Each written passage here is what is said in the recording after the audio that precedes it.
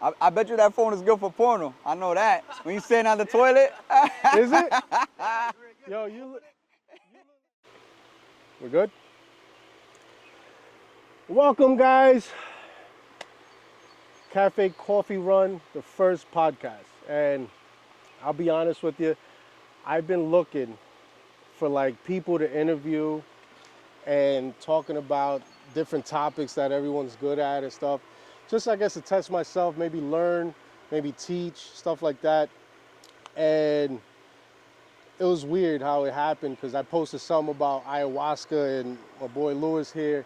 I haven't seen him in like 20 years, maybe more. We were childhood best friends, man, hung out every day. We hung out maybe 10 days a week. That's how close we were. Oh, yeah. And I know he had his own, journey he went through, and, he was asking me about ayahuasca, and I'm like, oh, you spiritual, right? He goes, yeah, very much so. I was like, and he asked me about how was ayahuasca, and I'm like, how about we save it for a podcast? Would you like to be on a podcast with me? And he was excited, so that was pretty cool, man. So shout out to Lewis. Thank you for being here, man. I appreciate you, man. For sure, bro. For sure, yeah, man. It's great. It's great being here, man. I'm really honored that you asked me to be on your podcast, first episode, man. I got a good feeling about this. I think it's gonna be great. Yeah, man. I have a good feeling about it. It's something that I've been dreaming for a long time. So shout out to Leon and shout out to Francisco, because I had no idea they were even talented enough to do this part of the business. I had no idea, and I'm not tech savvy, and they are, and I'm like, yo, I just like talking. I like to talk to people. I like to pick people's brains, and they're the guys behind the scenes. So thank you guys. Tell me, Lou, what you want to talk about, man? What you want to catch up on, bro? Listen, man, there's so much to talk about, man. I'm really like we spoke about a little bit on the on the text messages the other day. We've been through a lot, man, in these last years, and growing up, man. I'm really happy to see how you've evolved, and you're at the place that you are today, man. Very inspirational, man. Believe it or not, man. We all got a journey, and it's great to be able to speak about it, especially on a platform like this. I think I see big things going on for you, man. I appreciate that, man. God's gonna bless you for sure. And thank you, man. As far as what I've been up to, man. I mean, you name it, man. I've been into everything, man. I think I came into this world, to experience life, man. To experience it the hard way, actually. Like we spoke about a little bit. I've always felt like I wanted to learn the hard way about life. It gives me the experience. I believe in reincarnation, man. I believe, we're immortal, and this life that I'm living right now is not an easy one, but it's one that I'm becoming passionate about. I'm experiencing a lot of things. I'm very blessed to be here today, man, with all the near-death experiences that I've had, and it's one of the things that's made me very spiritual today. And I believe that, man, even with 20 years plus that we haven't spoken, man, that we haven't chilled and stuff like that, I believe, man, timing is everything, man. God's timing is never late. And we're here today. Look, man, on the first episode, man, of your podcast, man. It's a great feeling to be here. It feels like, when you got a real best friend, man, like even from your childhood, you could pick up right where you left off, man. It doesn't matter what we went through, what happened, and we got so much things to catch up on, and I'm glad it's on the coffee run, man. I mean, what's catching up, man, Yeah, nah, I like that. You said some, oh, see, we're going to have to edit that out. It's all right. You said something that it's funny because I was talking to a few friends, and I was like, yo, I want to do an episode about finding out about people that had a near-death experience. And it's funny you just said that. It's weird that you just said that. The reason why I wanted to interview people about near-death experiences because I feel like most people in general have to go through some where their life was almost taken. For them to like wake up and understand how to be grateful to take every breath. You know what I'm saying? Man. You see life differently when you have a near-death experience. The reason why is because, I'm sure you do too. Everybody gets caught up in the world of working the hamster wheel and my life sucks, it's job this, job that. You're so stressed out and you forget, right, that this life is borrowed.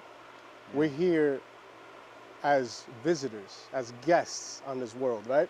And you know, I have this conversation with friends, family, close ones, when I feel like they're in a rut. You know what I'm saying? We're all victims to it, right? We're all guilty of being in a rut Yeah, yeah, absolutely. where we fall like, yo, like it's gotta be something's gotta give, something's gotta be better. But when you talk to someone that actually was sick or got hurt, car accident, whatever the case may be, and they saw their life flash in front of their eyes, they see life differently. And I think everything's by design, right? Where someone might be living the wrong way. It could be illegally, it could be just not grateful for what they have. And God sees it, or the universe, for everybody that doesn't believe in God, they see it in a different way, like, yo, you gotta wake up. You gotta wake up. You letting your life pass you by where you can end it. You might not be here tomorrow. Yeah, You get what man. I'm saying?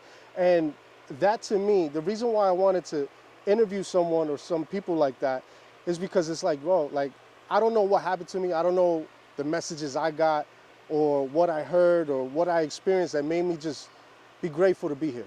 You know what I'm saying? I wake up every day. I don't care what it is. I wake up every day just grateful. I'm grateful to be able to brush my teeth. I'm grateful to just wake up, see the sun. I'm grateful to see my son. I'm grateful to see life. You know what I'm saying? Yeah. Where I want to hear a little bit about yours. You know what I'm saying? Where you had that near-death experience, maybe more than once, and how it affected you. Yeah. You know? Yeah, absolutely, man. I mean, I think everything started from, simply straight up what a lot of people can relate to is being without a father, man.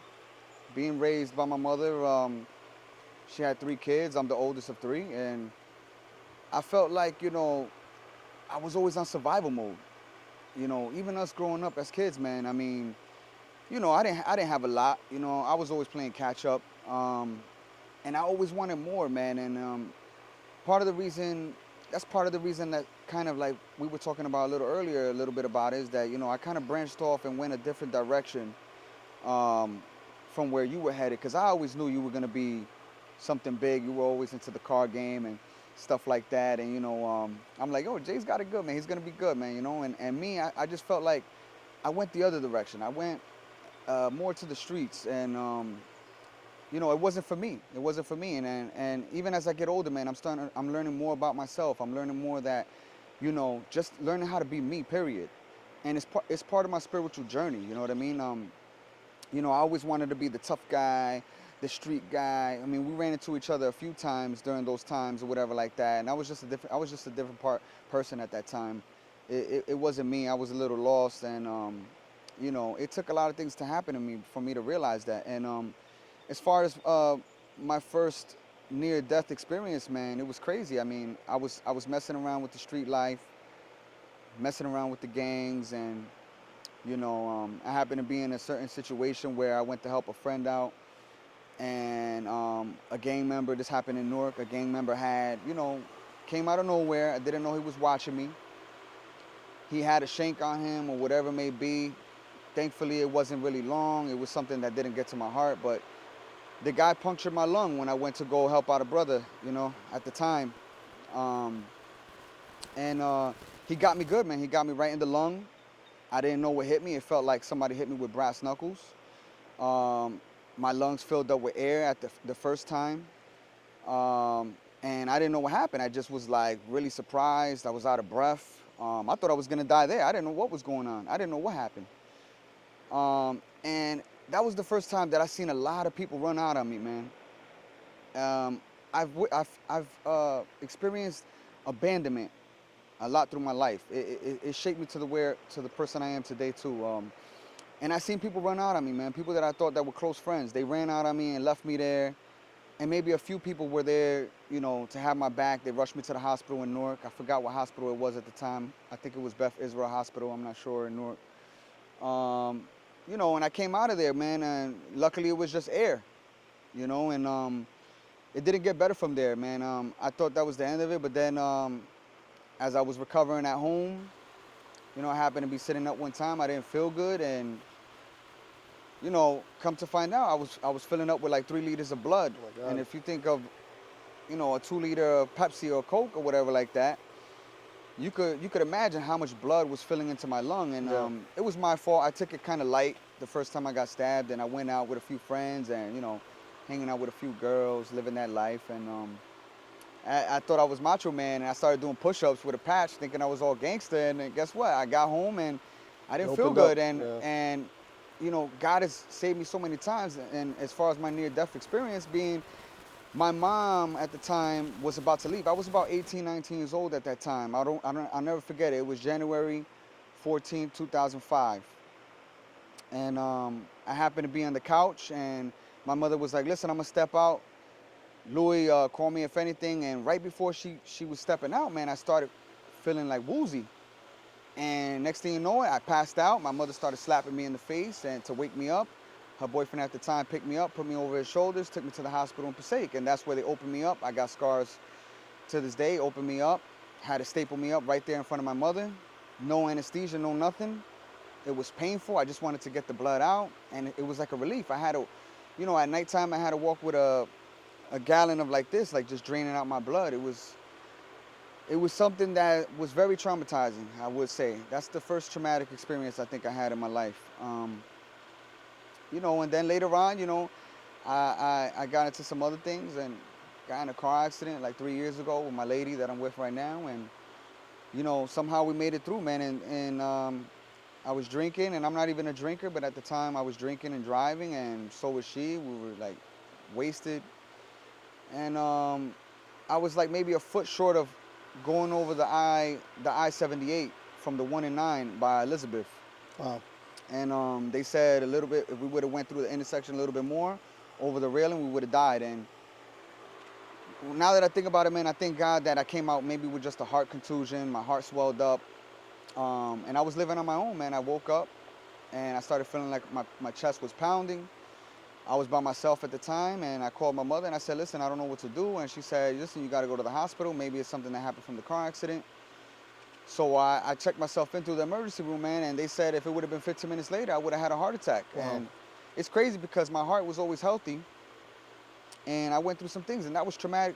I'm still getting over the trauma to this day, and it's one of the things that is part of my spiritual journey, man. Like all these things, God has been by my side. He saved me. Listen, if I didn't get stabbed that day, put it like this, I would have been doing probably life in prison. And for that reason, I'd rather have taken the stab wound than being there with some of the guys that I was with at the time. And I'm thankfully, man, I'm out of that. I'm a new person today. I don't even hang around with certain people.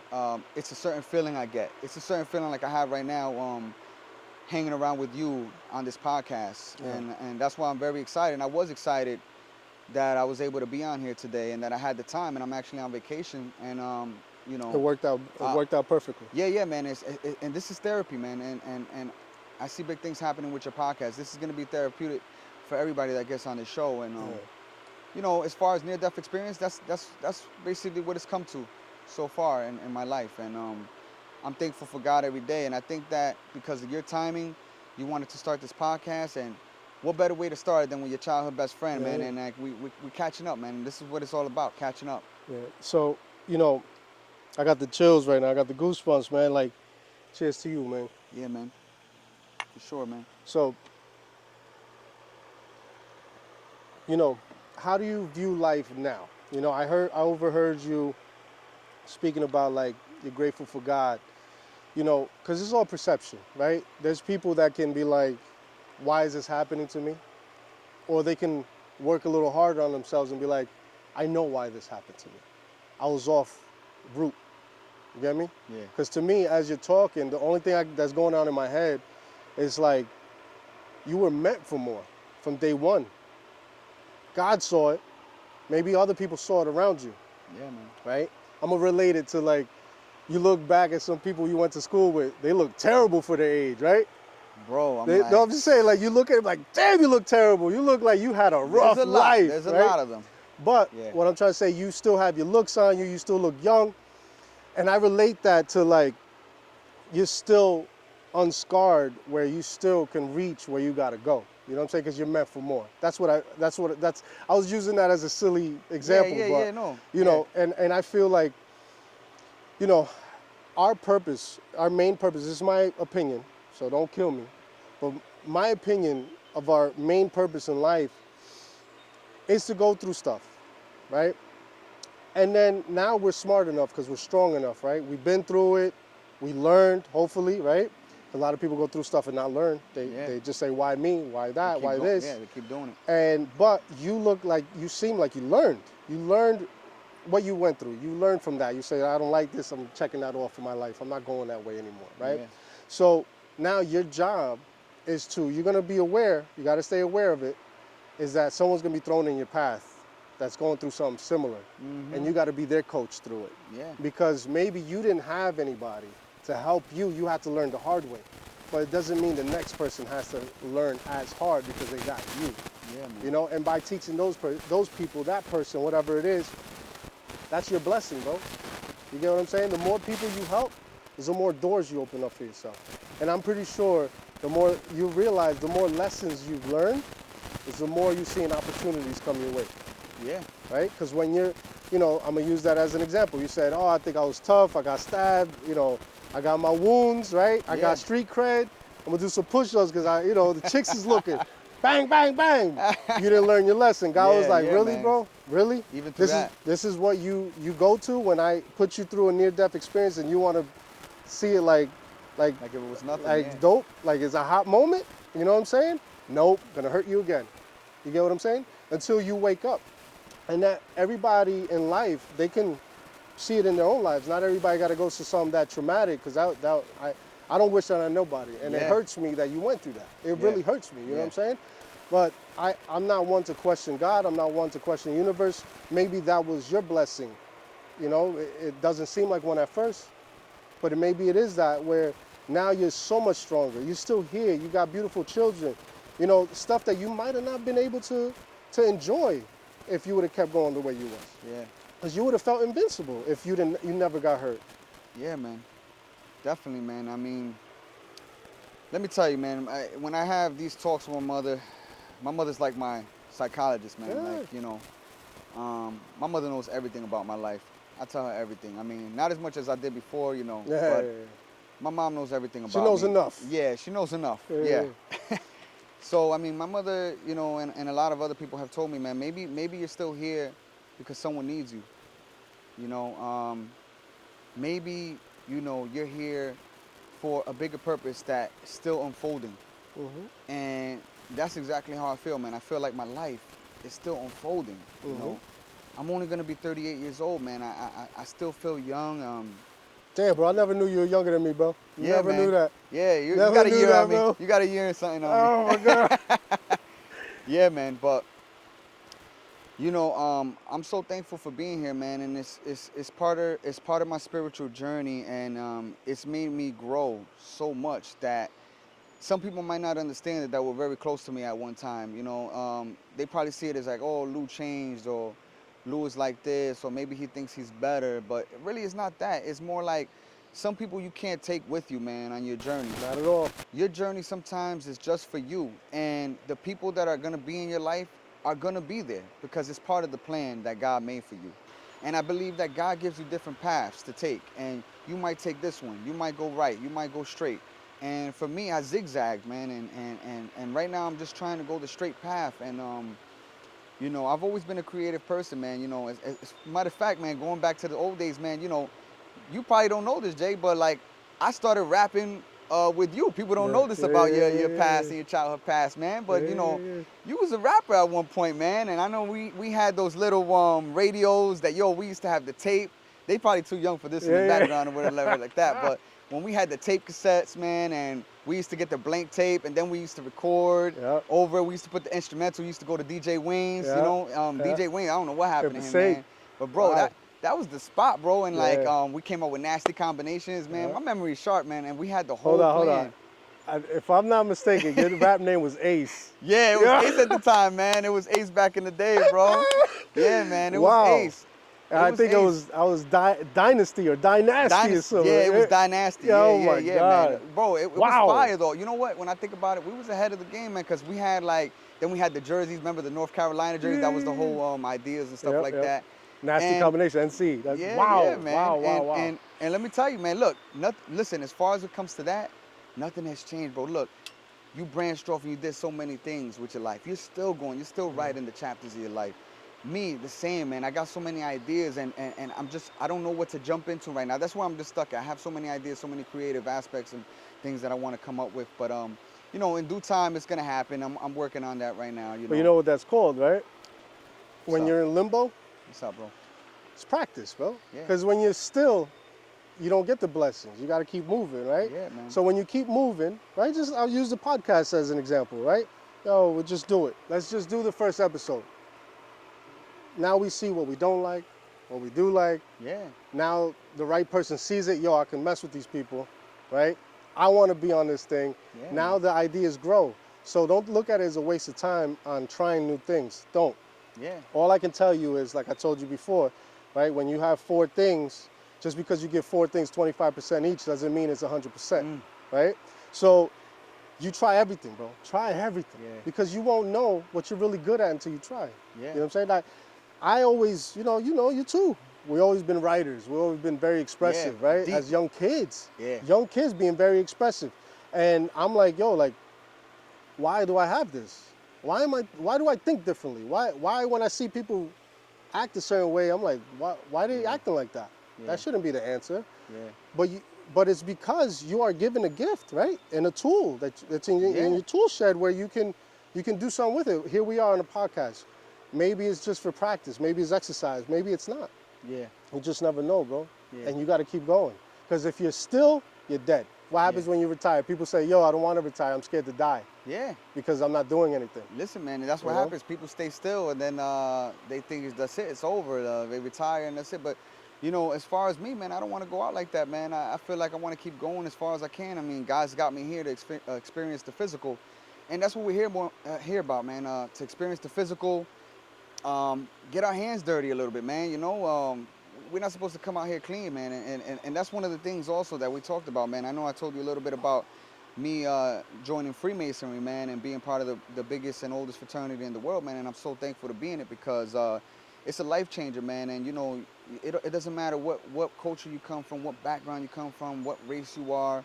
We're all brothers in that, man, and they always got your back. Not one negative thing happens over there. You want to take a break from life and reality, you go there, man, and your brothers got your back, man. They're gonna tell you you're doing great, you know, what's up. They really want to know about you. They really want to be there for you, and it's one of the best decisions that I made in my life. And I've always been searching for some type of like family, right? I have a small family, so I've always been searching for family and the right people, and I just never mixed with the right people in my life. It was always like there was always something about this person, or maybe I'm going too hard for them and they're not going hard as I am for them, and it's a shitty feeling, man. You know what I mean? Like I want to be around people that's gonna be there for me as much as I'm there for them. So, you know, those kind of things made me like an introvert, man. Made me be more of a loner, and I wouldn't say loner. I just feel like it's more like being very selective with who I choose to spend my time with. Even the relationship that I'm in right now, man, I got a good woman by my side right now, and I think that's everything. Behind every good man, there's a good woman, and you know, she has my back with everything. Every decision I make, she's there for me. You know, and but it took a while to get to where I'm at too. You know, I didn't make the best decisions in my life as far as relationships too. You know, I've been in a divorce now 4 years, and from my ex-wife, and it's one of the things too that I had to experience, man, being by myself for the first time, because she was always with me through the years, and I got to experience being by myself, and my whole life basically went through, you know, it went through like in a flash, man. Like I was there just one day thinking about my life and all the negative things and bad things that I did to people as well, and the situation that I was in is because I did it to myself. And part of growth is taking responsibility for the things that you've done in your life and not blaming the other person. And I don't blame anybody for the decisions that I made and where I'm at in my life. It's just made me stronger. It's made me a stronger person. And You know, without those things, I wouldn't know more about myself. And I'm all about knowledge of self and getting to know yourself first. I'm no religion. I respect everybody that's into a religion, but I'm more in belief about the universal aspect of life, and that, you know, God is connected through all of us, no matter where you come from, no matter what side of the world you come from. We all have a story to tell, and like you said, you know, maybe I'm here for someone. Maybe someone needs me, and I want to make sure that I'm here for that person when that person crosses my path, that I'm here to tell them the story that maybe could keep them from going through that in their life, and going the straight path, you know, and not being as hard-headed as me. And I've got a son today. I've got a daughter and I got a son, and my son, I'm going to teach my son how to be a gentleman. You know, I want him to be a good man to his woman, how to be a good father when he gets older, how to be responsible and not go the route. I have stories for days for my son, and maybe that could be my purpose too, being there for my son and making sure that he's great when he grows up, you know? Yeah, man, so all right, bro, like, I mean, enough about me, bro. Like, what about you, Jay? I mean, What about me? how's your life been, man? It looks pretty good so far. I mean, Yo, it's pretty cool, man. I'll be honest with you, man. Like, you know, a lot of spiritual stuff. Like, I didn't tell a lot of people. Some people know. I took the last 6 months and just I went off the radar, bro. Just, you know, I went to Colombia. I did ayahuasca. Just a lot of time to myself. Be more of a family man. Just my son, man. It's just, you know, when you're working all day, right? You give him a kiss in the morning, go to work, come home, and hopefully he's still awake. You get what I'm saying? Especially being in the car business, right? Being in the car business, you know, it says close at 8, close at 9, but that doesn't mean you're leaving on time, right? Yeah. So it's like, all right, I'll get home by 10, 11 o'clock, depending on where the dealership is, right? And it's like, damn, like I missed it, you know? I missed that moment, right? Yeah. So these past 6 months, man,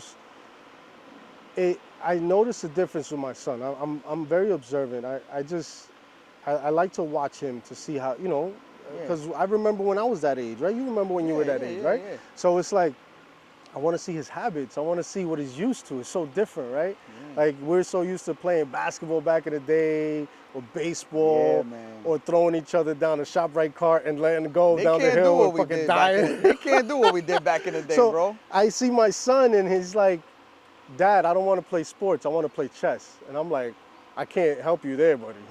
You know what I'm saying? I can help you with learn how to be a team leader and a team player, and because those are important, those are valuable to teach, right? Yeah. Those are, you got to learn that stuff, how to play good with other kids, and just learn how to come with ideas and take over if you have to, because not everybody plays the leader role. Some people are okay, like, go ahead, I trust you, I got your back. You know what I'm saying? Yeah. So, you know, just to answer that question, it's just, I don't know if I want to say soul searching, because I feel like, again, I feel like I have these gifts where I hear messages, right? And I hear God. I choose to believe I hear God. Yeah. And he tells me what I need to be doing, right?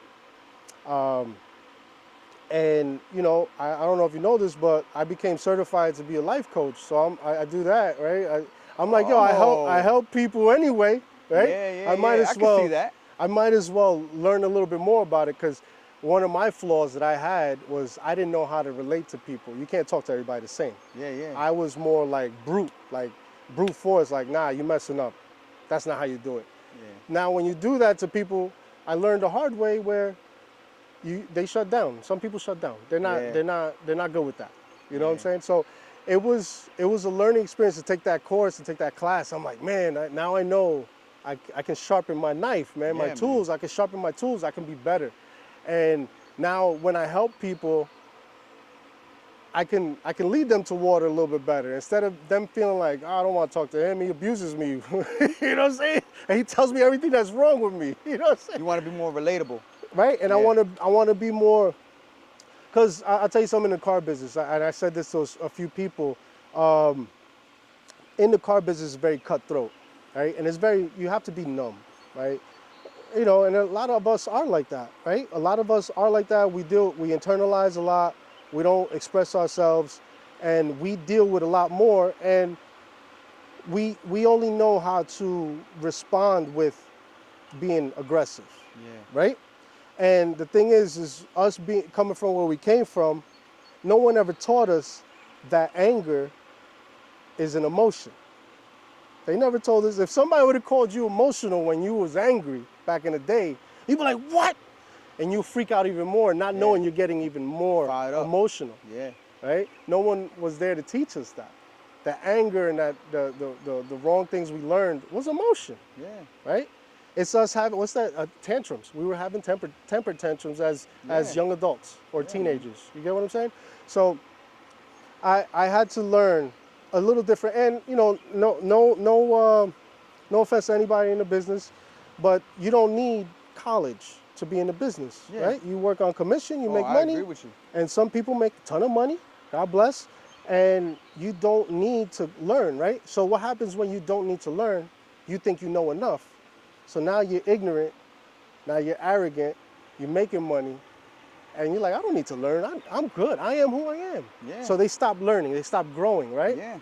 And we get a lot of that. So you have to almost adapt and become a creature of habit, right? Where I noticed I was short with people. Like, you know, if you tell me a story, I already know where you're going with it. Where I had to learn how to just listen to it. Maybe you'll hear something you don't know. You get what I'm saying? Not everybody's the same. Yeah. So I had to learn that, you know, and that was one of the things I wanted to do with ayahuasca. I wanted to find patience. I needed to be more patient, right?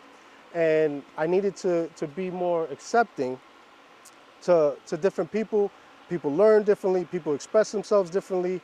It's all perception. Everybody's perception is what they believe, right? Because if you believe in something and you tell a room full of people that don't agree, you might be 1,000% right. You're wrong, because what they believe is what matters. I felt that a lot of times, man. Right? Yeah. When you're like, yo, I want to like choke you because you're not listening, right? You know the answer. Yeah, you don't see what I see. Yeah, and I'm like, yo, like this is frustrating, right? And I had to learn how to not get frustrated, that everybody has their time where, like, if I tell you something and I see your reaction, I'm more aware of it now. Like, okay, he's not ready to talk that way. Yeah. I have to find another way to talk. I got to maneuver to maybe lead him a little bit, to make him feel like he came to the answer, so I can be like, all right, good.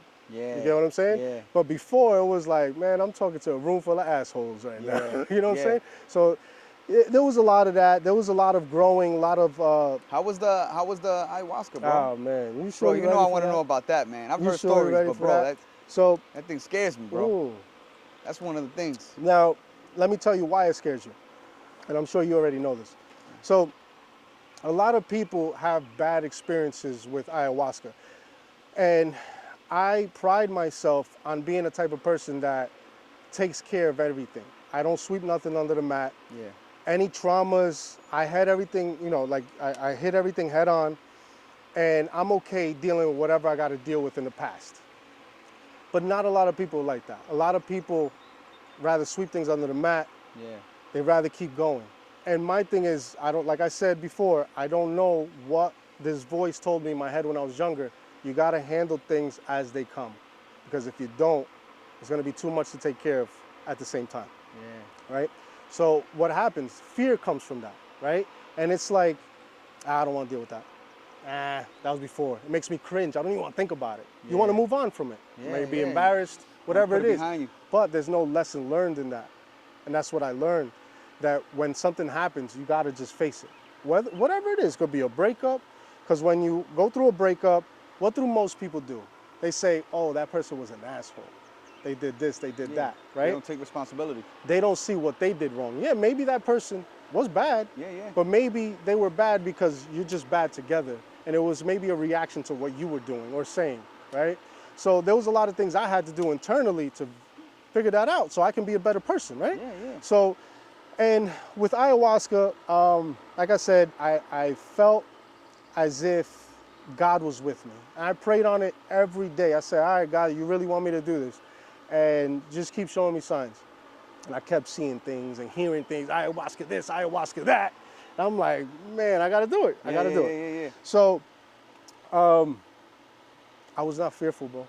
Like, The only thing that was sketchy was getting there, right? Because now you're in the car with strangers. Yeah.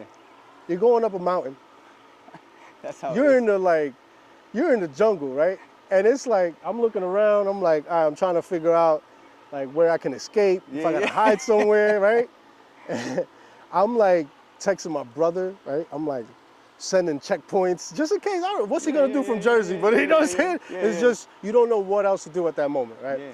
And you walk in, it's a little intimidating because, you know, we're city boys, right? We come from concrete jungle. We don't know anything I about. probably would feel the same way. We don't know anything about watching people wear carpets on their chest.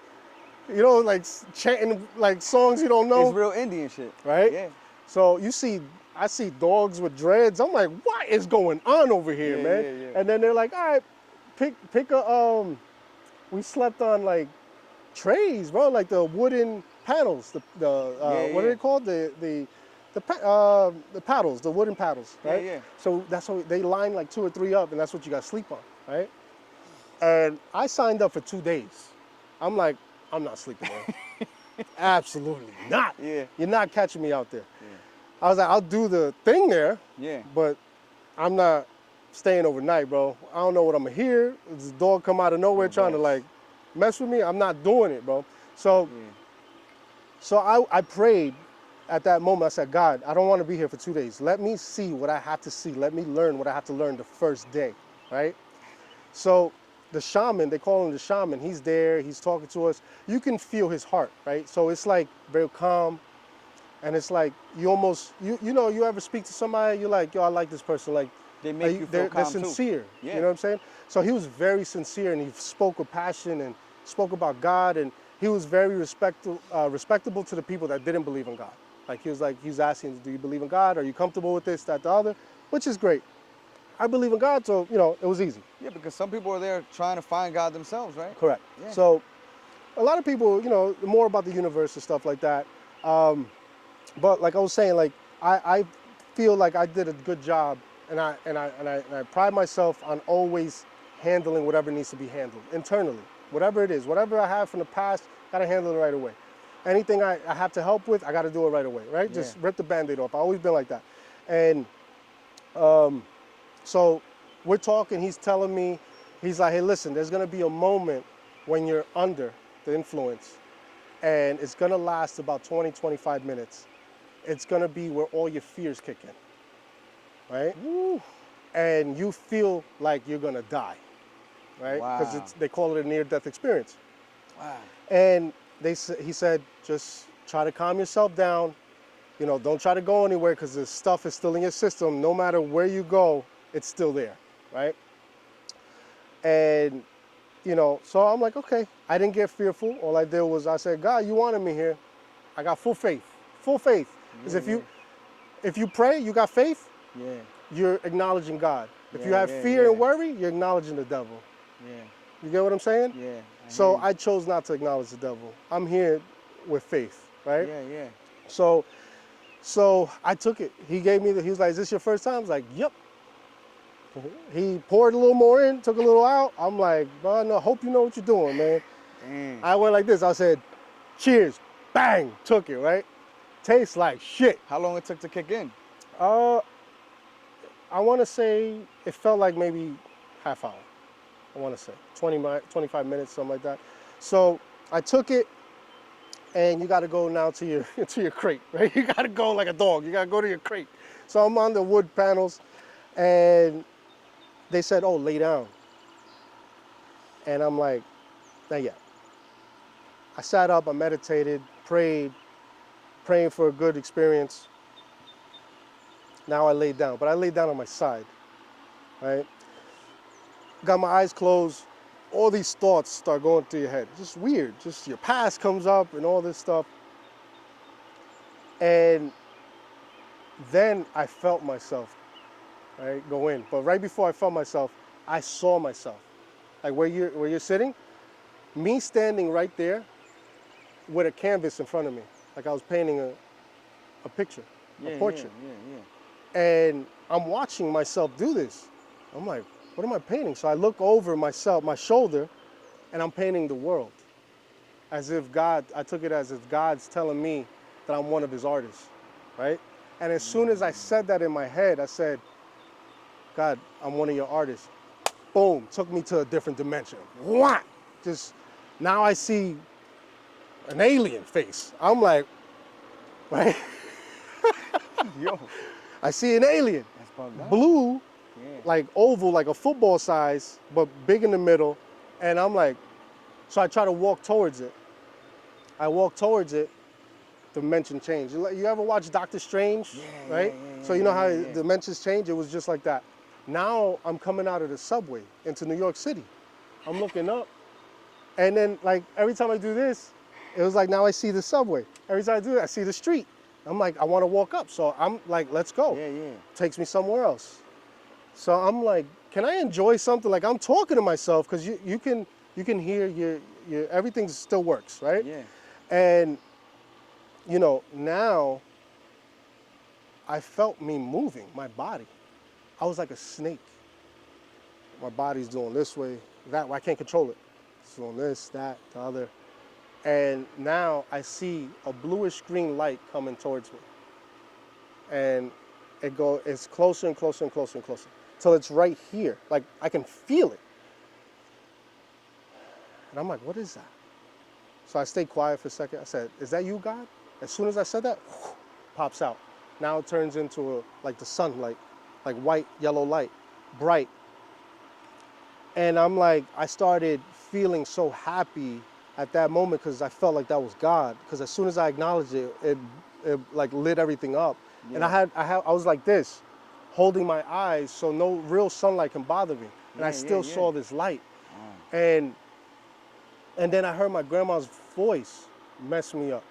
And while you're in it, you don't feel emotion because if you have your emotions, you want to cry because it's so beautiful. I was just gonna ask you right? that if you cry. You don't have your emotions. You're just in the moment. It's like it allows you just to be in the moment. And I'm in that moment, and then I hear Grandma telling me that she's with God. It was so beautiful, and I was just saying hi to her, and I was like, I miss you. You know what I'm saying? And then the light went this way, and my body followed the light.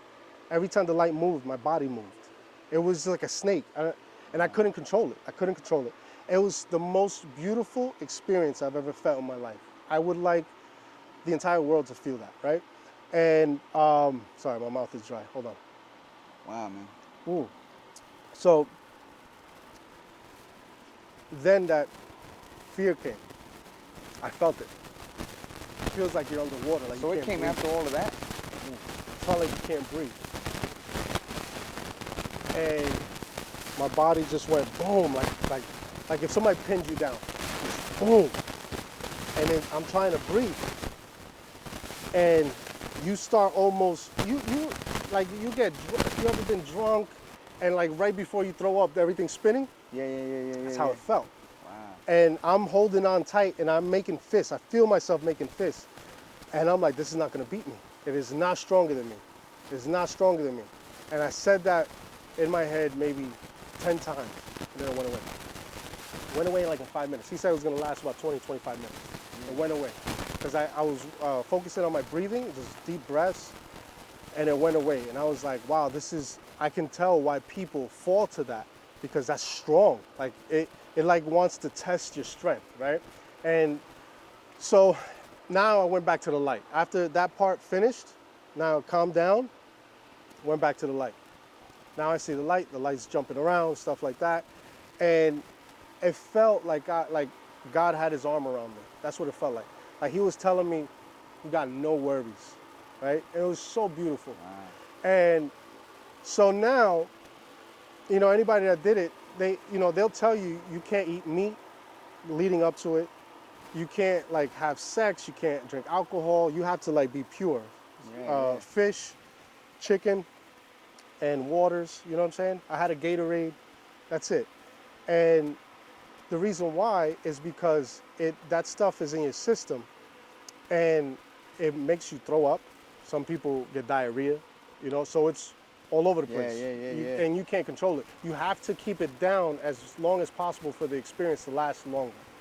So I hear people throwing up around me. I can hear them. They're throwing up on the side of their pallets. So there was a lot of people tripping. Yeah, right? So, and I'll explain that. So now I have to piss. I'm like, damn, because since you're under the influence, you're like, yo, I don't want to piss on myself, Yeah, right? yeah. So now I'm like, hold on, man, I'm loving this too much. I don't want to get up. So I kept my eyes closed. Yeah. And I couldn't hold it no more. So now I open my eyes real like slow, right? And I look at the guy that's like over there, and because I've never tripped like that. I've never had stuff like that. Yeah. His eyes were like this big, and I'm like, he's like, blink, blink, blink, blink, right? I'm like, he goes, how was it? I'm like, okay. And he fucking knocked back out. He put his head back down. I was like, yo, I'm tripping out of my mind. Wow. So now I got to make it to the bathroom. So now I get up, and I'm like holding myself, right? I'm like, man, this is rough. And you ever like seen a camera like first person when it's on them? It's like do. That's how my everything felt. So I finally made it to the bathroom. I'm holding on to dear life on everything. I take a piss. I flush. Now I'm just holding on. I can't move. I'm like, there's no way I'm gonna make it back to the pallets, right? So now my body starts. I'm like, what is going on? I can't control my body. It's doing the snake thing again. I'm like, oh shit. So now the top, the porcelain top to the toilet, Yeah. right? I'm holding on to this dear life. The most strength I ever had. And you hear, it's loud, right? And now finally I vomit. I let it out. It wasn't a lot. I was hoping I'd just get it all out, right? After I vomit, it got violent, right? Wow. I'm holding on and I'm going for a ride, bro. I can't control my body. Tears, snot, everything's just coming out of me. I can't control it. And it's the hardest battle that you'll ever have to fight in your life. Because at that moment, you see who you really are, not who you think you are. You are at your most vulnerable. You have no control of your body, no control of your mind, no control of your atmosphere, your environment. You have no control of anything. And you are hit with, you can't control nothing. And I'm there just like talking to myself. I'm like, this is not stronger than you. You are the baddest motherfucker on the planet. And I'm telling myself this, right? Yeah. And for me to be able to say that to me when I have no control showed me that I was mind strong, to be able to not feel the fear, like what is going on, not question it, right? And I'm holding on, I'm like, you're not gonna beat me. You're not gonna beat me. And I was so passionate about it, right? And I started talking loud. I started, fuck this, you're not gonna win. You're not gonna win. Whatever this is not from God. You're not gonna win. Yeah. And something told me, I heard a voice in my head say, it's almost done. I said, goddamn right it is. That's exactly what I said to that voice. I said, this shit is almost out of my system. As soon as I finished my sentence, stood straight up. Didn't shake anymore. Wow. Right? And at that moment, when I stopped shaking, someone knocked on the door. Juan, are you okay? At that moment, how did they know that I was coming out of it at that moment? I beat it. You get what I'm saying? Yeah. So it was like, it was all connected. It was all like, it was very spiritual. And, I got out of there. I like stumbled to the sink, washed my hands, washed my face. The guy's like, can you make it back to your pallets? So I stumbled back, and there's people that like watch over you to make sure you're not wilding out, right? Yeah. So the lady comes up to me, she's like, you have to lay down. It's still in your system. You have to lay down. And I said, I can't. I just saw the most beautifulest thing I've ever saw in my life. I can't lay down. Everybody else is still tripping, out of their mind, right? Yeah. You see people having bad trips, shaking, foaming out the mouth, people vomiting next to their bed or on themselves. And none of that bothered me, bro. I didn't feel any pain at all. All I could do was grab my phone and go to my notes and write down my experience as I'm still under the influence. Just write down my experience. As soon as I finished writing down my experience, it starts raining. And my area was right next to the outside, so the water's falling right there. And, I had a moment with God, and I stood up. I stood up, and I just stood in the rain while it hit me in the face. Wow. And Sounds like a movie scene. bro, and honest to God, I look up, and like the sun just like right in front of me on the floor. Wow. And I lost my mind. I started crying, bro, so hard, because like it was the most beautifulest feeling I've ever felt. And I've seen people have bad experiences, and I'm convinced it's because they don't handle their trauma correctly. Yeah. They're not at peace with themselves. Yeah. Because at that moment in that bathroom, in that stall, was the hardest battle I've ever had in my life. Yeah. Nothing, somebody could hold a gun to me, wasn't harder than that. Was not harder than that battle, bro.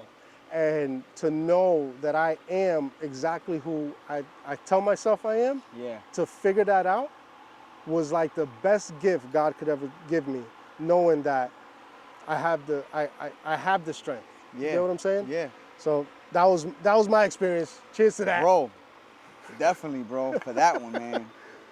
Let me tell you, man, that Not a lot of people know I did that, bro. That's the first time I've explained that, like to record and stuff like that, man. Yeah, man. It's crazy that you say that. Yeah, that a lot of people that are scared to do it are the people that haven't handled their trauma correctly, and you're right about that, bro. Because from my experience, bro, I don't think I've handled my trauma correctly through the years, and I'm still learning how to deal with my trauma. Mm-hmm.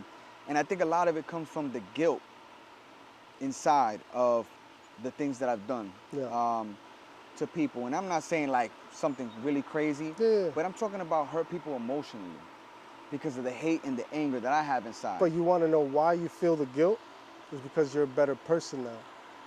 You get what I'm saying? Yeah. Because you wouldn't feel bad if you still a scumbag. Yeah. You get what I'm saying? Exactly. So that's a blessing, bro. That's not, and it's all perception. I can sit here and say that 1,000 times, and you're gonna have to smile with an upper lip, a firm upper lip. It is what it is. If I can't make it up to the people because they're no longer in my life, I want to release whatever I have inside and wish them a good life. Yeah. And maybe I was a part of their learning where now they know what not to deal with. Yeah. And you know know what? what That's you're exactly right with that, bro. And still to this day, man, I look at the things that I've done, and things like what I've done to my ex-wife, and I bring that up a lot when it comes into my life because, long story short, I basically cheated, bro. I cheated, and it wasn't worth it at the end of the day, man. I got left, I got ghosted when I thought everything was going good. I was having fun, and bro, I felt the guilt, and it took me years. And we're now like maybe four and a half years divorced, and I wish her the best, and I'm happy now in my new relationship, and I don't know what I would do like without my lady now. She always has my back. She went through all the emotional things with me. She's seen me get sick, because let me tell you, those things that you felt in the ayahuasca, I've felt things like that, getting sick, like literally getting sick with my health, with my stomach issues. I didn't know how bad it was. When I got in that car accident, I was just starting out with my lady. So it's one of those things like I was sitting down and I was thinking about all those things that I did to people, especially like my ex-wife. And it's hard when you're with your new partner and they don't understand fully like why it's such a big deal. But for me, it's not about that I want to be with my ex-wife. It was more like the guilt that I felt, because the guilt has been eating me up. So, I'm learning how to let that go and just know that that's never something that's gonna cross my mind again to do to any woman, let alone my woman now, you know, which I don't plan on leaving her like this is it. Like I believe like the person you're with, that's it. It's all up to you. It's what you make it to be, because and how far you could go with problem solving and sticking through everything through thick and thin. And that's basically what it is right now. There's no relationship that's perfect, but those things that I was talking about as far as like me getting sick is like because all those things came back to haunt me. Yeah. And I kept replaying those things that I did, and me being with the other girl, and the things that I said to my ex-wife, and you know, throwing things in her face. I was just like a mean person because I was just so hateful and spiteful. Like I've always been a spiteful person. And that's what I mean by like all the bad things I've done to people, spiteful. Like you do something to me, and I'm gonna do it 10 times worse to you to make you feel what I felt. Yeah. And it's one of the hardest things that I've been working on to get out of my life, to get out of my system. I don't want that as a trait. I don't want that in my personality anymore. You know, and personality, it's all about how you carry yourself, the character. It makes you who you are. It's what people see. You know what I mean?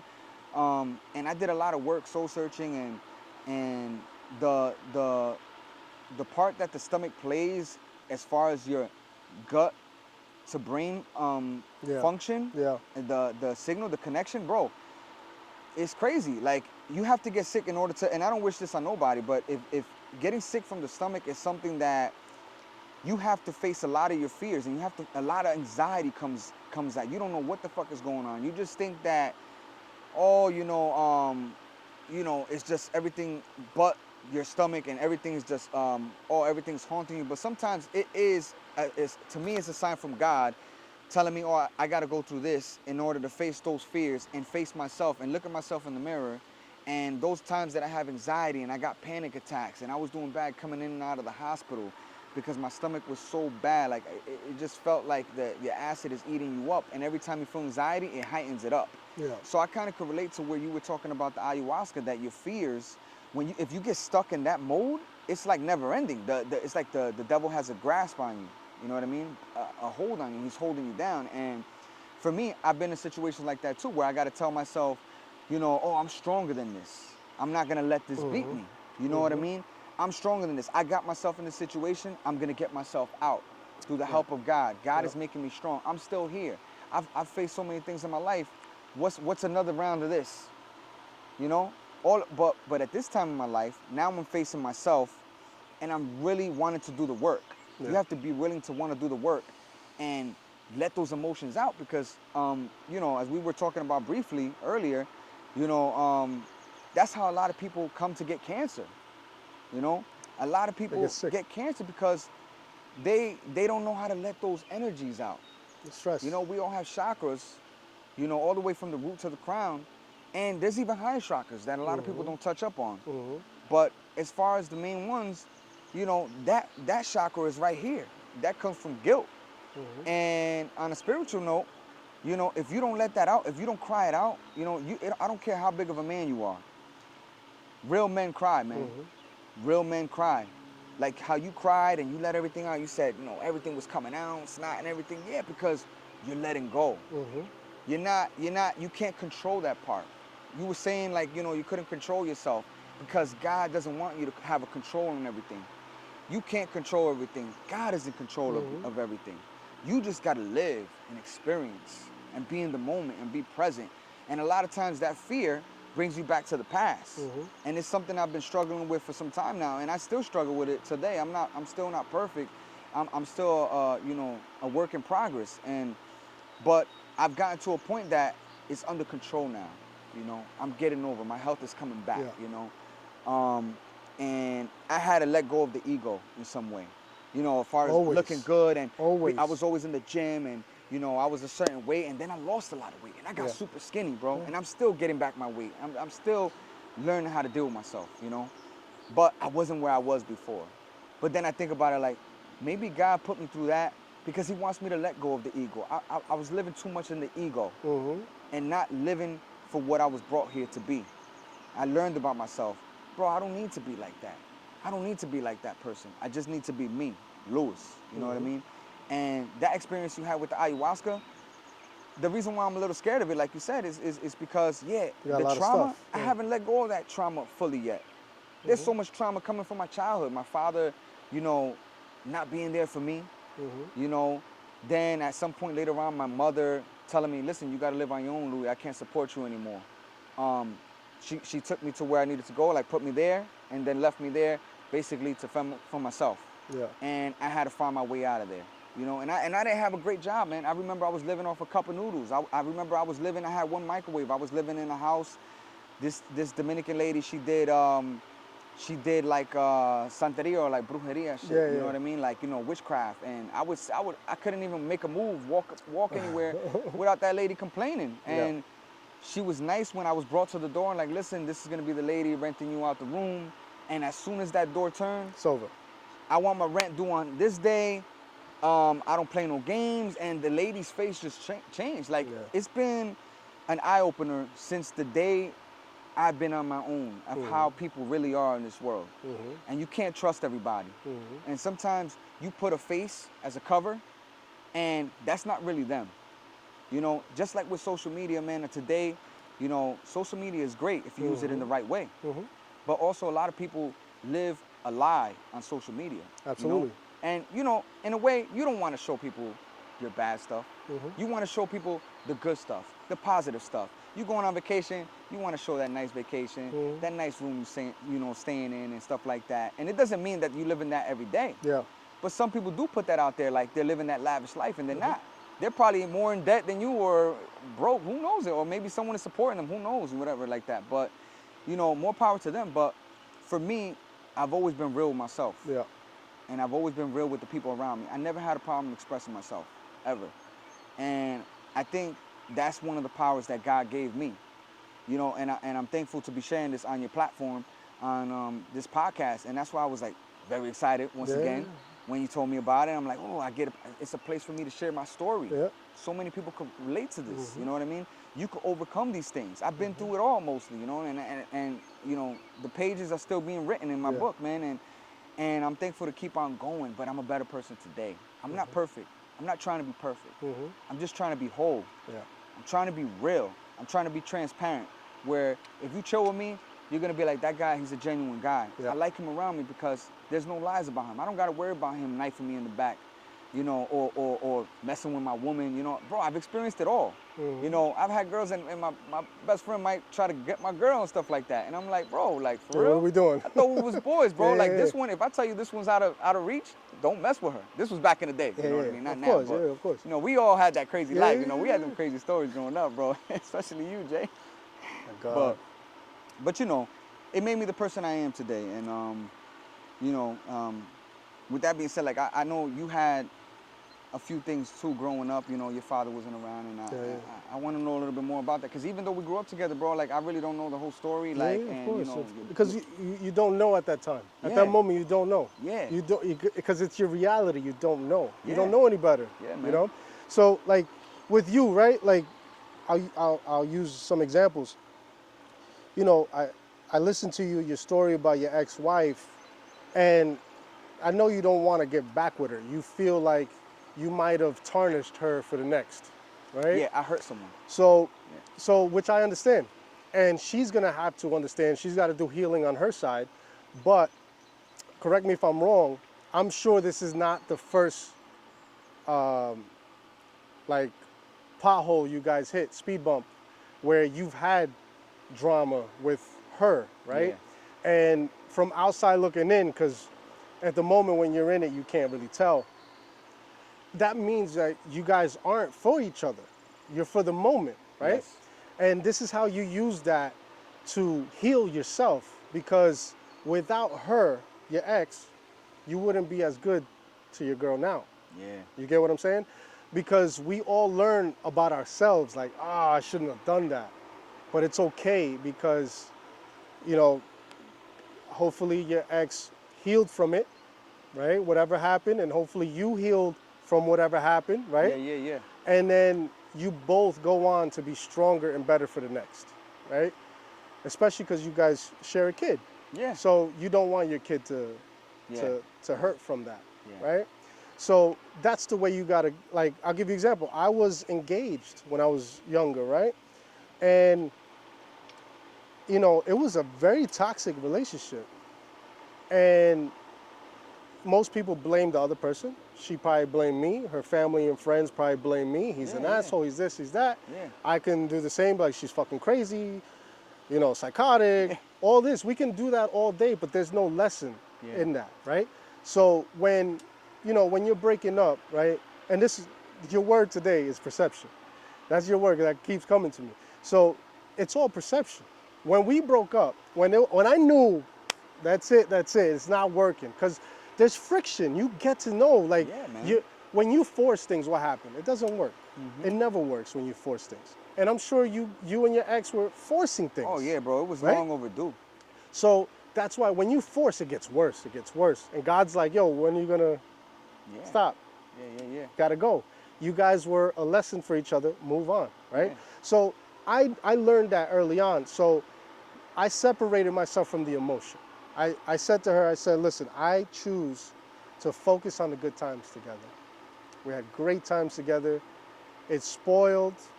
I get it. That's unfortunate. I pray for you, and let's use this as a learning experience. We didn't work out. But when you're stuck in the emotion, as she was, she don't want to hear that. Just because I'm a little bit more, because I was older than her, I'm emotionally advanced, right? Because emotional intelligence is a real thing, right? So, and I'm like, yo, like, I don't want to think about what you did wrong. I don't want to focus on that. It's not getting better. Let's just be smart about this. Yeah. Let's not hurt each other anymore. Yeah, that's the right? mature way. Yeah. Correct. So with you in the same thing, you, and probably because you don't know how she is now, that's what messes you up, because if you find out she's fine, you have like a release, like, oh man, thank God she's okay. You talking about that, there was a time, I just wanted to make sure that because I hurt someone, Yeah. that they were okay even after me. Yeah. This is the mother of my child. Yeah, of course. She's always going to be around in my daughter's life. The best way to think about it is my daughter has the best of both worlds. Yeah. She gets to do all these things with her mom. She gets to do all these things with dad. And one day I'm going to have to tell her the story, because she's going to get smarter and want to know what happened, you know what I mean? And it's one of those things I think about too, My son won't have that. My son is good. He has both parents, and I want to keep it that way. Yeah. And I'm not going to say it's been all peaches and cream with my lady now too. And who knows if, I'm not trying to wish nothing on nobody, so don't take this the wrong way, but who knows if you guys are a lesson, because I don't think people are always meant to stick together forever. I don't believe in that, right? And the reason why is because I choose to be grateful in the moment, right? I'm with you now, I want to be grateful now, right? Because if one of us dies, like, if I die, I wouldn't want her to live in the why he had to die. You know what I'm saying? I'd rather her perception focus on the great times we had together. You get what I'm saying? So when you change your perception and you think about just, we had a great time together, we learned, we were young for each other. We were still not young in age, we were young in the experience, right? Because what happens when you disrespect one person, or you disrespect a person once and don't handle it right, or the life or death, like your life don't flash in front of your eyes, you're gonna do it later on again, right? Sometimes the life like flashes before your eyes, oh, I messed up, I'll never do this again, right? And then you get a second chance. Yeah. But a lot of times when we take it for granted, that person's not for us. Yeah. You get what I'm saying? And we're not for them. So that's the way you have to release. It's like, all right, let me focus on the great times. I would love to tell her that I'm sorry with my whole heart. I would never want to hurt her, and I've grown. I'm a better person because of this, and thank you for helping me with my lesson. I am sorry you got hurt in this. Yeah. But I hope if you haven't found somebody, I hope you do, and you find happiness. You That's get what exactly I'm where I'm at today. saying? But that's how you find peace. I've told her that. Like, Yeah. I hope she finds somebody good, Yeah. someone that's going to be a good stepdad to my daughter. Yeah. Because that's what's going to happen eventually, right? Yeah. So you got to come to terms with that. Of course. And I just want the best for my daughter, man. That's all you can wish for. And, you know, my girl now, you know, she teaches me a lot of stuff about me too. You know, Yeah. she don't take my shit, bro. I Yeah, love yeah, that yeah. shit. You know, I like a woman that's strong, Mm-hmm. calls me out, tells me what I'm doing wrong, and then, you know, I fix it. Mm-hmm. Because I think how I handled it before, out of spite, I did things as a child. I was Yeah. thinking like a boy, not a man. So now the way I want to work things out, if it ever came to be, is, you know, be mature about it. You know, sit down, talk about it. Where are we going wrong? Mhm. How can we help this? How can we make it better? You know what I mean? You know, and there's books that you can read nowadays, bro. There's so many books Yeah, yeah, yeah. that if you really want to help yourself and help your relationship, you can. Sometimes you don't need to go to counseling. Counseling, you're paying all that money, and you might not get help from that. See, like, you know, to me, the answer is always taking a moment, right? Because it's easy to blame someone else. It's easy to look back at your life and like, my life is messed up because of this. My parent this, my mom this, my dad this. But I ask a question, right? And and it never fails. If someone is blaming their family member or whatever Yeah, in their yeah. past, are you happy where you're at now? No. 10 times out of 10 is no, You're right. right? And then I would say, all right, if you were to win $300 million right now, would you still be mad at You that wouldn't person? care about that. You wouldn't give a fuck. So the core issue is that you're not happy with yourself. You're Yeah. looking for someone to blame, Yes. right? Yeah. So, you know, no one wants to hear that, Yeah. right? Because they'll be like, oh, what about these kids that are rich and they're Yeah. depressed? Well, they've never been broke. Yeah. They don't know what that feels Yeah. like. Because if they were broke They and would then got appreciate that rich, shit. Yeah. they were like, fuck being broke. You know what I'm saying? Yeah. So it's, you know, it's all perception. Like I said, that's your word today, bro. And Perception. I like that. and you look at your life, you look at your father, you have resentment. Why do you have resentment? If you were a multimillionaire, 1,000 businesses, would you be still mad at your father, or you would say, you know what, not having a father made me who I am, You took the words out of my mouth. made man. me strong. Yeah. I am successful because of it. Because if I had a father, Yeah. I might have not have been or made it where I am now. Yeah. Yeah. You get know, me? you're 100% right about that, man. Like, I mean, that's how I feel today. Mm-hmm. I feel like being the way because I run into him sometimes. Yeah, yeah. He works in the same type of business as me, whatever. And like you're that. gonna keep running into him until you find peace. It's funny because I allow him to watch my stories on Facebook and shit like that, me and my kids, so he could feel that shit. Because when he gets older, like they always say that when your father gets older, they weren't there for you. They're gonna feel it one day. Oh, absolutely. When they don't have I'll tell nobody you my there and they're story. on their I'll tell you. deathbed, they're gonna need you. Absolutely. And it's okay for you to say no. I don't want to be there. That person wasn't there for me in my life. You can be a better person. Yeah, say listen, I'll be there because you're thinking more about God. And You're doing things in God's favor. But for me, it's like it's not so much more about me anymore. I could bash him for days, whatever. It doesn't do anything to me. The thing is, you know. He's let me down, but he's let my kids down now. He's not really a grandfather. He had a second chance. I told him, listen, you got a second chance. You can't teach me nothing. You know, I could teach you something, if anything, and you can't teach me nothing, especially the position he's in. But my kids, man, can't really be the grandfather, you know. So that's the only thing that bothers me. It's more like I don't think more for myself anymore. I think more for others. I hear you. And that's the way to be. And it's about doing for others and keep doing without wanting anything back, because in some way God's gonna give that back to you when you need it the most. But I'll tell you this now, and you're gonna be faced with it soon, because we all are. You know, you still have resentment for this guy, right? And the reason you're gonna have to find peace, because when I tell you this, you can't answer for someone else's level of experience and knowledge, right? You don't like to touch the things you've put under the mat. You don't want to see ayahuasca because you don't want to deal with that, right? You think your father wants to deal with knowing that he was a deadbeat? No one wants to deal with their stuff. Yeah. You get what I'm saying? Yeah. So you can't control people's readiness or level of experience, right? Yeah. So that's how you find peace. And I'll tell you about my experience with my father, right? Yeah, I want to hear this. And it goes along with a brother of mine, you know, Glenn, right? So Glenn don't even know this, and I'll say this out loud the first time. I'm gonna say this. A long time ago, you know, I used to have violent nightmares. And the reason why I used to have violent nightmares is because I held so much resentment for my brother, right? Yeah. He used to beat me a lot. Like, you know, in his head at that moment, he's like, I'm making you stronger, I'm making you tougher. You know, the street shit that we did, right? Yeah. Whatever. So, but that's too easy. The real issue is you're not happy with yourself if you take it out on your little brother. I know that now as an adult, right? But as a kid, you don't know that. You just feel like, why does he hate me so much, right? Yeah. So he used to beat me like a grown man. You know what I'm saying? So we used to fight a lot. Like I had a lot of resentment. Me being the little brother, I fought back sometimes. Like I threw rubbing alcohol in his eyes, snatched his chain off his neck and ran off. You know, little shit like that. But you know, even when we would still be cool, I never really dealt with the resentment because I just wanted to focus on love. I wanted to focus on like, I can't fix what happened before. Yeah. So I want to focus on bettering our relationship now. But I noticed when he was no longer in my life, if I'm not mistaken, or maybe he was still in my life, I had nightmares with him.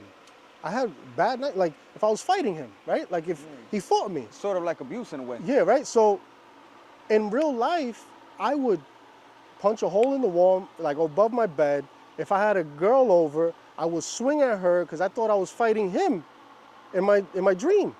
Oh, I punched myself into my mouth. I chipped my tooth. I grabbed my own neck because in my dream, I thought I was snapping his neck. I grabbed my neck and I went like that. And I woke up, I'm like, that's from back in the day too. yeah, bro. So, Wow. so, you know, I finally, like, enough is enough. I can't be living like this, right? And I have resentment with my father. Every time I saw like a video or in a movie with a kid hugging his father, I would just cry. I would lose my mind. I'm like, why, right? And I didn't have a father. You know, my father was a drug addict. He was a druggie, bro. Not just any regular drugs. He was a druggie, bro. Yeah. And I didn't see that, right? Let's say, I don't know if you were one of the kids I was with, but we were riding bikes and somebody, you remember David? We used to hang out with? David, yeah. Right? I know, yeah. So I remember he said it. We passed a corner. We used to all chill together at that time. We passed the corner on Summer Street, right? And we passed the corner on Summer Street, and he was there chilling with some guys. And I was so happy to see him. I stopped my bike. David was like, yo, why you saying hi to those crackheads? I never saw him like a crackhead because he was my father, right? I was just happy to see him. I didn't know any better. And then I got to like step back and look, he's drugged out. He's a zombie, bro. And I'm like, you know, and it messed me up. It messed me up. I was 5 years old. I seen him smoking crack, right? My mom don't even know that because I never said that to her. Imagine me telling my mom that at that time, right? So with all that said, and I remember he lived next to a bodega and he used to have me, the corner store, he used to have me, when they closed, he would have me jump the fence into the garbage can to take the food out that they threw out that wasn't that bad, like he said. He was like, I'll cook it tonight, right? So I have a lot of, you know, memories that weren't that good, right? He's never been there. I don't know how he got there to impregnate my mom so many times, but he was never there to take care of us, right? Yeah. So with all that being said, I had all that, and I'm like, yo, I don't want to deal with this anymore, you know? And I prayed on it, and I heard a voice tell me, forgive them, not for them, for you. For you. You can't control their level of knowledge, you know? They suffer in different ways. You might suffer because of stuff they did, but they suffer in different ways. Throw them to God. Forgive them for you. Honest to God, on my son's life, I never had a nightmare after that about my brother. You released it. Gone. I found peace within myself, right? Because, you know, and I even playing around, I tell my brother Lewis, I'm like, Lou, like I would love to have both my brothers in my life. Like, I don't care about that. But my brother's right, you know, when he says, as long as he fixes it with mom, I don't care. If he fixes it with mom, we all can be a family. Yeah, man. But we're not going to be a family until he fixes it with mom. Yeah. Again, his perception is that since he's not happy where he is, blames my mom, right? And, you know, the funny thing you said about, you know, your father, right? You see their level of experience, the level of trying to make it up to themselves because they messed up, right? Because it eats at them, like you said, Yeah, right? he hides from me. He hides So from now me. my father was, I don't know how old, whatever, 50s, 60s, whatever it is, right? He had 2 daughters, bro, like baby daughters at a crazy age. In my mind, I'm like, no, I don't have sisters. I have a father that's trying to make it up to himself because he was a terrible father to us. So now he's in a mindset of, I messed up. Yeah. Let me make this up to myself. And guess what happens to those 2 girls? He passes away in his sleep. So now those 2 little girls, again, don't have a father. Yeah. You get what I'm saying? That's deep. Right? It's like history repeating itself because you never learned your lesson. And now, unfortunately, these little girls got to grow up without a dad either. You get what I'm saying? So when he died, I thought to myself, I'm like, am I going to feel this? Right? Am I going to be emotional about it? It didn't hit me. So I was like, maybe it's delayed, right? I don't know. Because I put it so far behind me that maybe it's hidden somewhere that when I found maybe a month from now, maybe I'll cry, right? Yeah. I never did. I never did. And God bless his soul, I have nothing against the guy. I hope he found peace, right? But what I'm trying to say is, I didn't hurt for it. I wasn't happy about it. But I tell you something, the little boy that lives within me was relieved. I don't have to wait for him at the bus stop anymore to show up. Yeah, man. You get what I'm saying? Yeah. So, you know, that's a metaphor, of course, but I didn't have to worry about that anymore. It was gone. It was like, I don't have to worry about explaining who he is to my son if he chooses to come around someday. Yeah, man. All that is gone. You get what I'm saying? Perception, bro. And you could do the same thing with your situation, bro. Yeah. Throw peace at him because you know what? He's struggling, bro. Yeah. He's struggling. Yeah. You don't know what he's going through. Yeah. It's got to kill him. Imagine you can't see your kids. Imagine you can't see your daughter. Imagine you can't see your son. How would you be? Well, that shit would eat me up. Right? Yeah, man. Unfortunately, his is by choice. But it eats him up. No matter what, Yeah. it eats him up. Yeah. Trust me when I tell you, right? Yeah. So you should focus your energy more on feeling bad for him because he didn't get to enjoy you or your brother. Right. Or your kids. Yeah, man. You get what I'm saying? Yeah. Cheers to that. Yeah, man. Oh, yeah. I bet you that phone is good for porno. I know that. When you sitting on the toilet. Is it? Yo, you look like the type to masturbate with your headphones on. The gaming headphones. Those are the best ones. The noise canceling ones. Holy shit. Oh, shit. Where you going? You gonna pee pee? All right. That was funny. All right.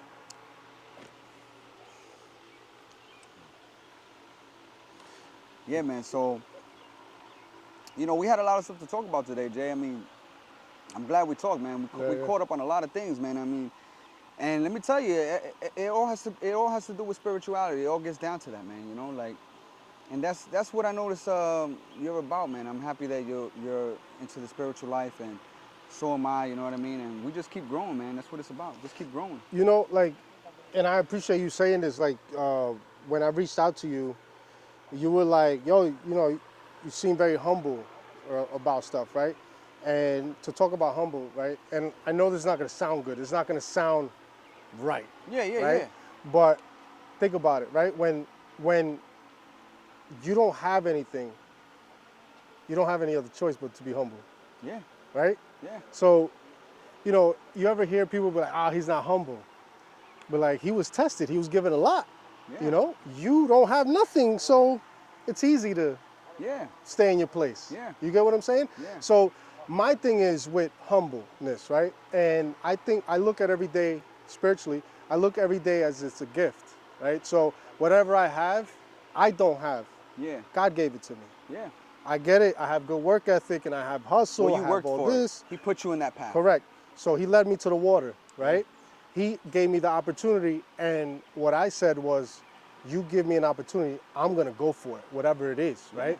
So I don't, and I know people with a ton of money that aren't humble, and their past traumas, maybe not, will have them almost arrogant, right? They're used to getting their way all the time. They always got the chip on the shoulder, but I relate all that stuff to like an insecurity, right?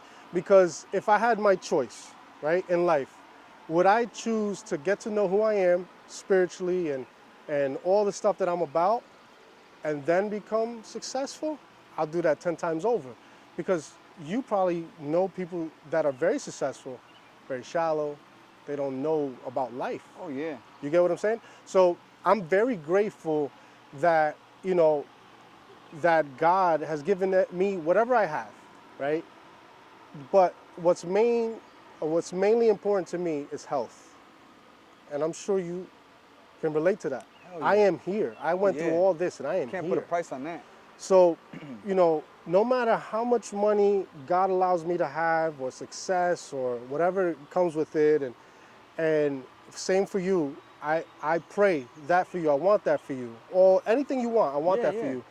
But just like you were tested in the past, once you become very spiritual and you go down that journey, that path, you cannot get arrogant.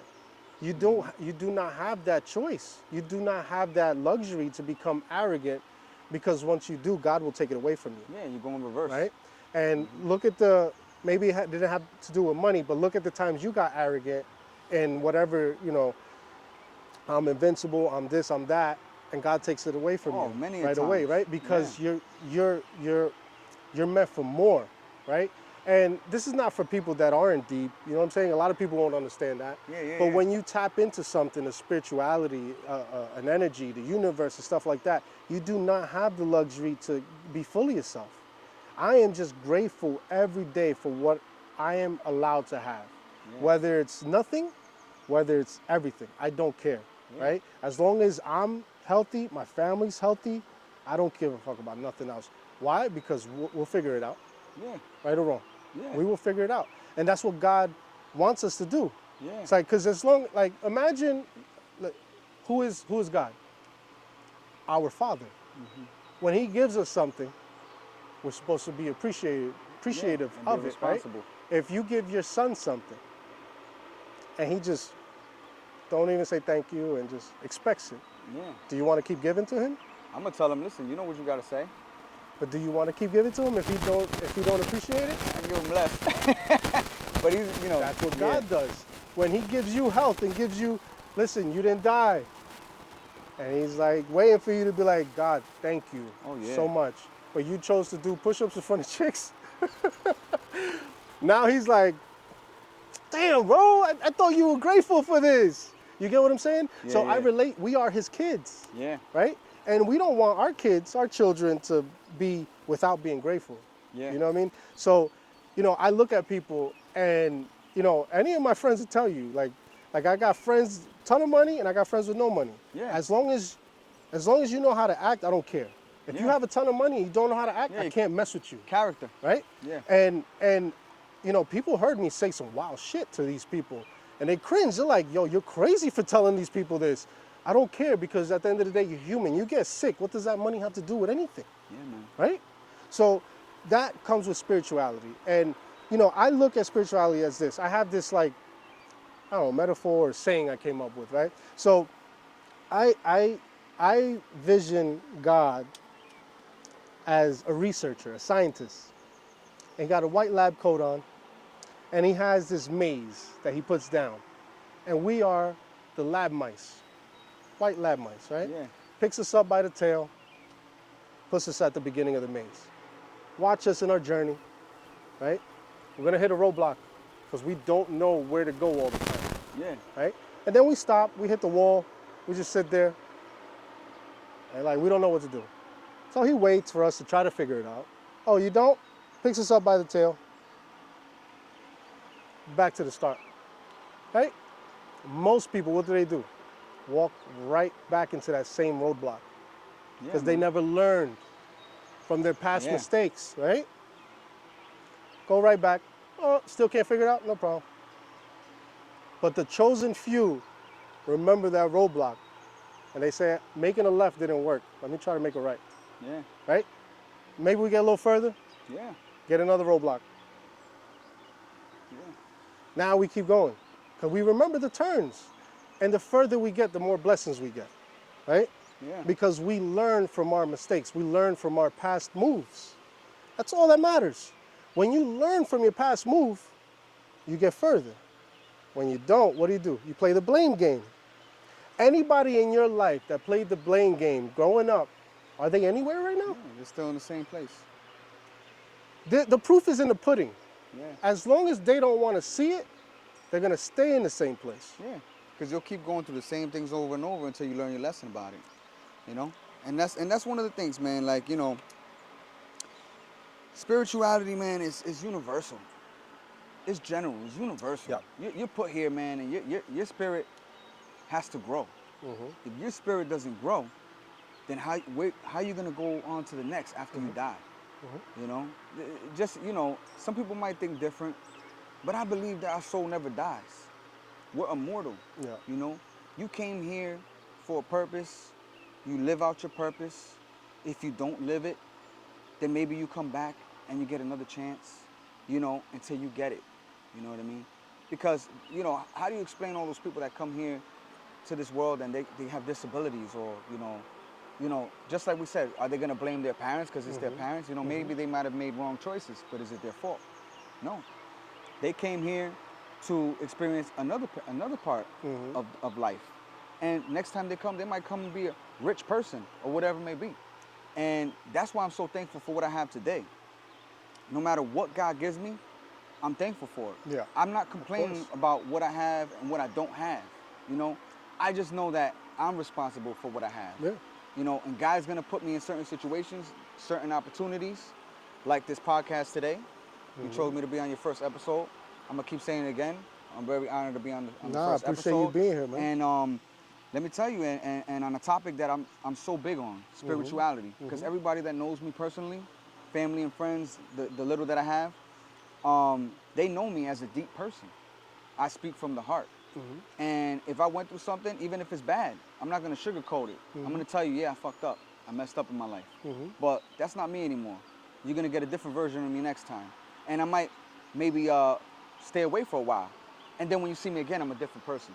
You know, I gotta take that time to re-energize my soul, my spirit. And that's what spirituality to me is about, man. And I'm glad that we're both on the same path. Yeah. You know, you're going on to different endeavors, and I'm on to other ones. And you know, everything is limitless. What you put your mind to, you could achieve. And for me, I'm content where I'm at right now. And I hope God keeps allowing me to achieve more. Of course. You know? Of course. I'm gonna tell you a couple things, right? Because I don't know if I told you, but I get like these messages, weird messages. I've given into it a long time ago. I'm like, all right, whatever. Like, Yeah. I got to tell this person. I don't know what this means, but you want me to tell this person? I'll tell him, right? Yeah. So I was sitting with my boy. I'm not going to say any names. I'll tell you a different story later. But I was chilling with my boy, and we would talk about life. And I love talking to him because, you know, he's so pure, right? He wants to learn more, and he's so pure where he wouldn't hurt a soul. And I love that about people, right? Though he may not have a dollar to his name, but to me, he's rich. Because he learned things that people take a lifetime and sometimes don't learn, right? So, you know, he told me, similar to you, he's like, I have trust issues. And I'm like, where do you think that stems from? He goes, my father. He was never there. And then he said something that showed me growth without me saying anything. He goes, but talking to you made me reflect that I only knew my mom's side to the story. So I automatically, as a kid, took her side. I didn't know any better. She might have been bitter because it didn't work out, and she kept me from him, and now I hate him. Yeah. How many people now that we know that can't see their kids? Yeah. Right?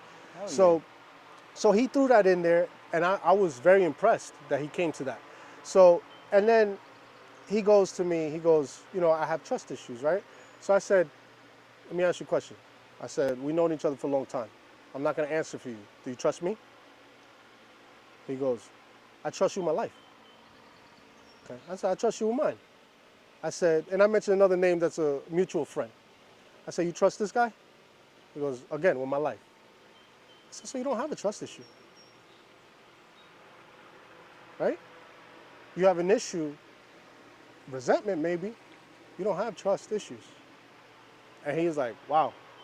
I said, because you're not happy where you are right now. Again, this repeats. You're not happy where you are right now. You're looking back to see what messed up where it could have been maybe better. Yeah. I said, if you won the lottery right now, you give a shit about trust issues? He goes, no. I said, it's not trust issues, bro. It's because you're focused on the wrong thing, perception. Yeah. Right? I'll tell you another story. I have a friend. He's a newer friend, because maybe you'll agree with me, maybe you won't. I feel like people that are close, you don't really find close people later on in life. You already met everybody that's gonna be close to you. Yeah. Right? So this other friend, he always comes to me when he has something on his mind or he wants to pick my brain on how to handle something. And when it comes to that, those people look at you differently than you look at them, because I might not, since I make an impact in his life, he might look at me closer. But he don't make an impact in mine. Not saying he's a bad person, it's just, it's a newer friend. I don't have that connection yet because I don't feel like you've helped me with my life. So when somebody helps you with your life, you almost get a different connection with them. So I understand that, you know what I'm saying? And I love him, like he's a good person, you know what I'm saying? And, he was telling me about being betrayed, this, that, the other, and people are fake, and you can't trust people. They got two sides to them, right? They backstab you. And I said one thing simple. I said, why do you expect so much from people? I said, I expect you to be exactly who you showed me already. If you're not showing me more, you're not capable of more. Why would I expect more from you? Yeah, it's deep. Right? If you're a party animal, and I know you for being a party animal, I'm not expecting you to talk about life. Yeah. So maybe, this goes relationship, this goes family, friends, whatever, marriages. If you're expecting something from someone that never did that or showed that to you, who should you be upset at? Not them. You should be upset at yourself for expecting something that they never did. Yeah. You get what I'm saying? Yeah, expectations create disappointment. So when you realize that, you're like, damn, I'm gonna live my entire life disappointed because I'm expecting me out of everybody. Mm-hmm. Right? Yeah. Take it back to the dating scene.